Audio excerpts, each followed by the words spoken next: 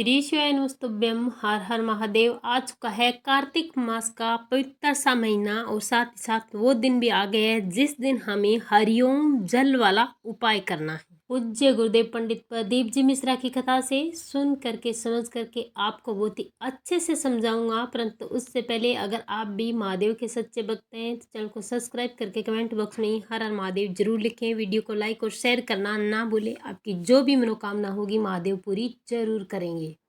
इस उपाय को करने का थोड़ा सा नियम है कि जल आपको पहले कहाँ चढ़ाना है, बाद में कहाँ चढ़ाना है, इसलिए वीडियो को पूरा जरूर देखना, ध्यान से देखना। इस उपाय के लिए आपको लेना है तांबे का कलश। आपको सिर्फ और सिर्फ तांबे का लोटा लेना है, दूसरा कोई भी कलश या बर्तन आपको नहीं लेना है। अब आपको अपने घर के मटके से जल भर लेना है और थोड़ा सा गंगा जल इसमें डाल देना है। अब लेकर पहुंच जाना है भगवान शिव के मंदिर में, शिवलिंग के पास। अब ध्यान रखना, आपके पास एक लोटा जल है और आपको इसी जल से हरि ओम बनाना है। कैसे बनाना है आइए जानते हैं। पहला नियम तो ये है कि जब भी हम जल चढ़ाना शुरू करेंगे तो जल की जो धार है वो टूटनी नहीं चाहिए। अब आपको ओम बनाना है, आप कैसे भी कर सकते हो, लेकिन ध्यान आपको इतना रखना है कि जल की धार टूटनी नहीं चाहिए। अब हम आपको बताते हैं कि हम कैसे करते हैं। तो सबसे पहले आपको जल चढ़ाना शुरू करना है भगवान कार्तिकेय जी के स्थान पर। इसके बाद आपको एक मोड़ देते हुए आना है माता शोक सुंदरी के स्थान पर और बाद में फिर से इसे घुमाकर आपको लाना है भगवान गणेश जी के स्थान पर। और यहाँ से आपको जल की धार, जहाँ से जलाधारी से जल नीचे गिरता है, वहां से लेकर आपको सीधे शिवलिंग पर जल पूरा का पूरा जल समर्पित कर देना है। अब देखिए कितना सुंदर और कितना सही विधि से ओम बन चुका है। ऐसे आपको ओम बनाना है। तो इस प्रकार से जो भी व्यक्ति कार्तिक के महीने में ओम बनाकर हरि ओम जल भगवान शिव के ऊपर समर्पित करता है, एक लोटा जल, भगवान भोलेनाथ उसकी सारी मनोकामनाएं पूरी जरूर करते हैं। जरूरी नहीं कि जैसे मैंने बनाया वैसे आप ओम बनाएं, आप ओम कैसे भी बना सकते हैं, बस जरूरी इतना है कि जल की धार टूटनी नहीं चाहिए।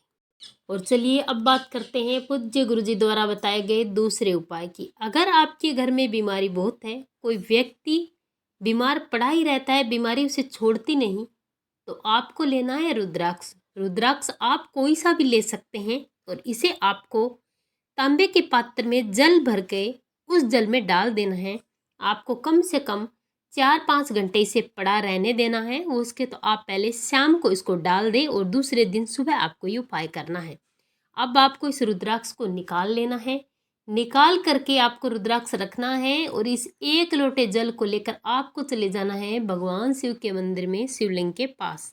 अपना मुख कर देना है उत्तर दिशा में और पूरा का पूरा जल आपको महादेव की शिवलिंग पर सोमेश्वर महादेव के नाम से समर्पित कर देना है। अब जब जल चढ़ाने के बाद जब जल बहता हुआ जलाधारी से नीचे गिरेगा तो आपको किसी भी पात्र में इस जल को रोक लेना है और रोक करके आपको जिस व्यक्ति के लिए आप ये उपाय कर रहे हैं उस व्यक्ति का नाम और गोत्र बोलकर, उस बीमारी को बोल करके महादेव से आज्ञा लेकर के इस जल को लेकर आपको अपने घर चले आना है। और अब जो भी व्यक्ति बीमार है उस बीमार व्यक्ति को आप इस जल का आचमन कराओगे सोमेश्वर महादेव के नाम से। जल का आचमन आपको 3 बार करवाना है, इस बात का ध्यान रखें। अब आपको सोमेश्वर महादेव से रोगों से मुक्ति के लिए प्रार्थना करनी है। अगर कार्तिक मास में इतना कर लिया तो जो भी व्यक्ति बीमार है उस व्यक्ति की बीमारी सोमेश्वर महादेव दूर जरूर करेंगे। और जो भी व्यक्ति दवाइयाँ लेता है, बार बार डॉक्टर के पास जाता है, उसका जाना बहुत ही जल्द कम हो जाएगा। सारी दवाइयाँ उसकी बहुत ही जल्द हो जाएगी। और चलिए अब बात करते हैं अपने तीसरे उपाय की जो आपको कार्तिक मास में करना है। इस उपाय के लिए आपको लेना है पीला चंदन। इस चंदन का आपको पेस्ट बना लेना है और लेकर पहुंच जाना है भगवान शिव के मंदिर में, शिवलिंग के पास। पेस्ट बनाने के लिए आपको एक कटोरी में थोड़ा सा चंदन डालना है, इसमें थोड़ा सा पानी डालकर इसका गाढ़ा सा आपको पेस्ट बना लेना है और इसे लेकर भगवान शिव के मंदिर में, शिवलिंग के पास पहुंच जाना और उत्तर दिशा की तरफ अपना फेस कर लेना है।